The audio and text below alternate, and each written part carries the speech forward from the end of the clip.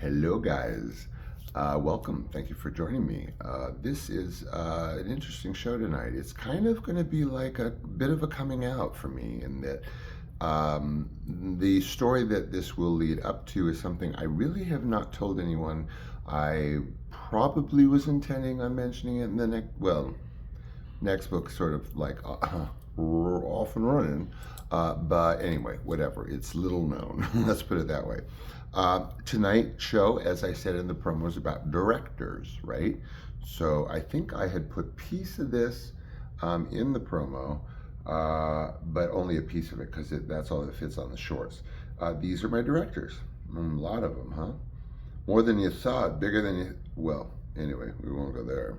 If I had a nickel, I'd be with my Cayman dolls.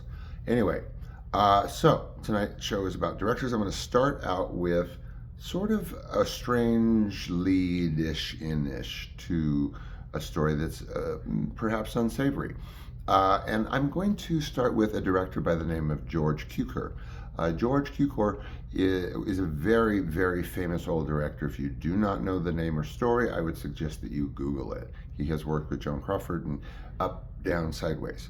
I have actually been to Mr. Cukor's home in Sunset Plaza years and years ago. Honey, oi, let me tell you, floor to ceiling bay windows, absolutely stunning. Staggering, actually. Anyway, so George Cukor was famous for being outish out, in that it was very well known that he was gay in the industry, but he functioned, comparatively speaking to others, such as the director of the original Frankenstein, very well, very successful, lived a long life, obviously, and that home on Sunset Plaza, anyway, and you know what? The home on Sunset Plaza was bought by Sue Mengers.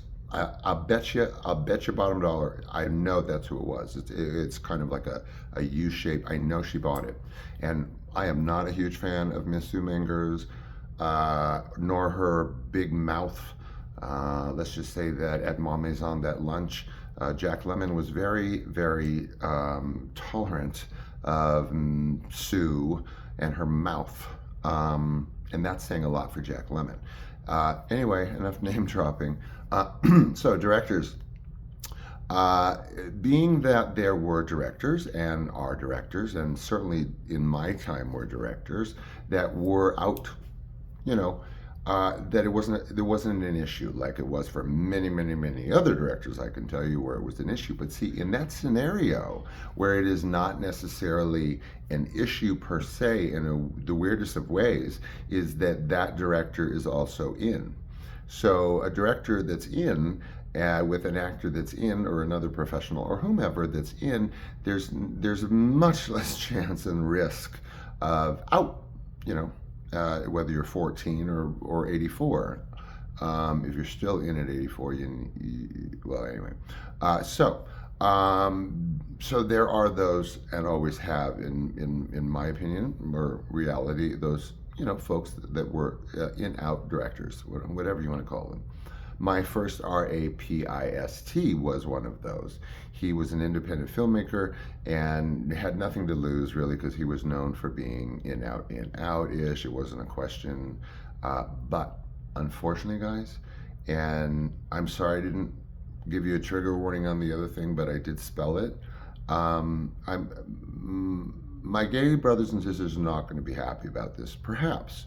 I don't know. That's a ridiculous generalization. Who are they? Who are we all, right? But coming from, let's say, a 59-year-old, the ones I don't like to have to say to watch out for were the out directors sometimes, because they had nothing to lose by outing you. Because, what was it to them? It was already sort of somewhat common knowledge, and so they wielded the power there. If you get caught in a snare, they're the hyena, as it were. So that is never good. That is never a good situation for any slaughtered prince. Speaking of which, my book will be coming out hopefully sooner than I thought. I was going for an early July release, but ooh, it looks like it may be happening barely quite soon. Anyway, let's get back to directors. So there are those that I spoke of. Again, director show. And I also teased into a little bit of actor stuff too on the promo, which I will get to. Dovetailing with this director show. Being that there are those that I have just discussed ad nauseum, there was one in particular, not the original one in terms of an independent filmmaker, but a filmmaker that was innovative, like at one point, and then sort of just, I don't know, probably faded into Walgreens DVDs at $2 a pop. I don't know. But this was an independent filmmaker at the time at a place that I'm going to now get a little colloquial about what I'm saying. Because some know and some don't, and you're going to catch on, or I don't know, ask your friend. So there are these places that have been around for years that proliferated in the 1970s, and just had to get tamer and tamer and tamer because in the 70s, these types of places were hedonistic, would be the understatement of the millennia. So in these places, I will call them gentlemen's clubs. They were and they weren't. Many of these gentlemen were not necessarily gentlemen. Anyway, so I ended up in one of these places. It's a long story. If you want to know any of that stuff, you're going to have to get my book. Why does Sean do things? Why does he act a certain way? Why did he end up in these scenarios? Why was it hard for Sean to say no? Okay, that's a running theme in my life as a slaughtered prince, is that I had a very difficult time saying no. And I say that unapologetically. I say that it's unnecessary for me to say that, because you'll find out in my book. So this person, this independent filmmaker at this place, this gentleman's club slash gym, so y'all know what I'm talking about, in the know.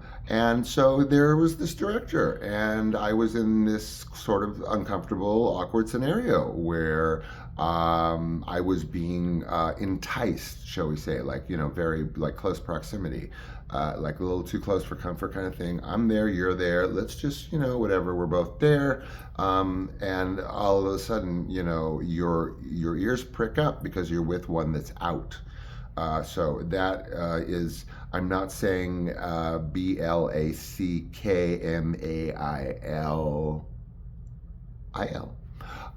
because it's not overtly, but it is by inference. And so Sean ended up in this scenario that we can all only imagine what that means. And actually, there was also another actor involved that I didn't know until I was, like, let's say from point A to point B in a place involving a room and a hallway. But I saw, that there was this actor in there that I recognized, not personally. So then it got very crowded. And what happened, and that's it, and there you go. In fact, speaking of actors, there was another time that I was at a place like that. Poor thing, when he saw that I saw him, was terrified. I'm a happy-go-lucky guy. I'm not out to take down anyone. Kidding, not kidding. Poor thing was absolutely panic-stricken that I had seen him in this place, in this gentleman's club, and I have to say, poor dear, I was like, chill, okay? We're both here.